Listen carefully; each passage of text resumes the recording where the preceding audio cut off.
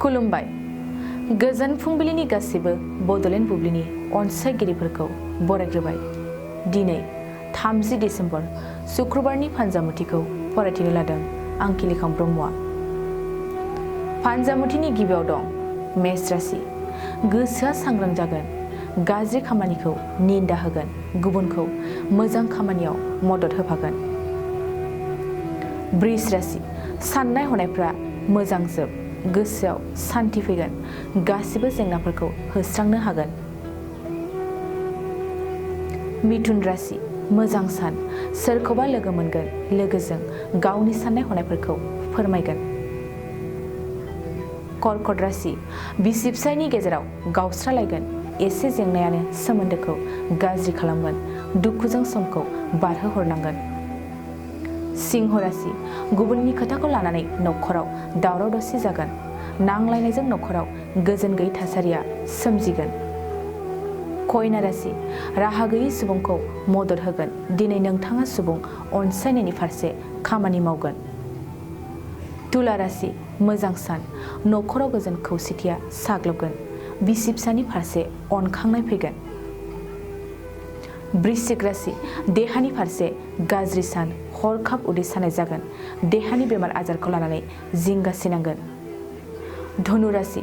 संसारनि जिंगायाव गोग्लैगोन, न'खर दैदेननायाव गुलुं गुजुं थासारिया सोमजिगोन, दुखुजों समखौ बारहोहरनांगोन। मकर राशि। देहानि फारसे मोजां सम, गोग्लैसोनाय देहानिफ्राय गोख्रों जागोन, गुफुं देहाजों साननायफ्रा साबसिन जागोन। कुम्भ राशि। सांग्रां जा, दिनैनि सानाव जानाय लोंनायाव खैफोद जानो हागौ, नांगौनि बांसिन जानायनि सिगां गोबां सानग्रो। मीन राशि। नोंथांनि थाखाय मोजां सान, फारफ्रोमबो बिथिङाव जौगागोन, खामानिखौ गोख्रै मावफुंनो हागोन। दिनै सानसेनि राशि फरायथिनायाबो एसेनोसै। आसा खालामो गासैनिबो जिउआव दिनैनि साना मोजाङै मोजां थांगोन, बेखौ बड'लेण्ड बुब्लि न'खरनिफ्राय मिजिंथिबाय। गोजोन्थों। नोंथाङा सानाय सुनाय बेरामनि जेंनायाव गोग्लैदों नामा? जुदि नोंथाङा सानाय सुनाय दंब्ला जिंगासिनांगौ गैया।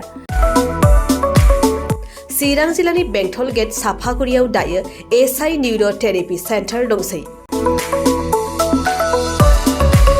बे थेरापि सेन्टाराव नोंथाङा गोरलैयैनो देहानि सानाय सुनायखौ फाहामथाय लानो हागोन। बे आथिं सानायानो जाग्रोदों, ओमफ्राय जानाया एसे सिगांनिफ्रायनो जाखादों, ओमफ्राय बिदिनो गुबुन गुबुन मुलि जाबाबायदों, ओमफ्राय हामाखै। दिनैनि ट्रिटमेन्टआ नङा, आङो एसे मोजां मोनसिनबाय। जेरै सिं सानाय, आफादावरि सानाय, मोदोम जरा सानाय, आइजोफोरनि जेंना, खर' सानाय बायदि बेरामखौ फाहामनाय जायो। लोगोसेयैनो बे सेन्टाराव थानानै फाहामथाय लानो हानायनिबो सुबिदा खालामदों। नोंथांमोनहा एसआइ निउर' थेरापि सेन्टाराव फाहामथाय लानो गोसो दंब्ला नैबे मबाइल नम्बर 7620160459 नङाब्ला 9476977956 आव थोंजों सुलाद लानो हागोन।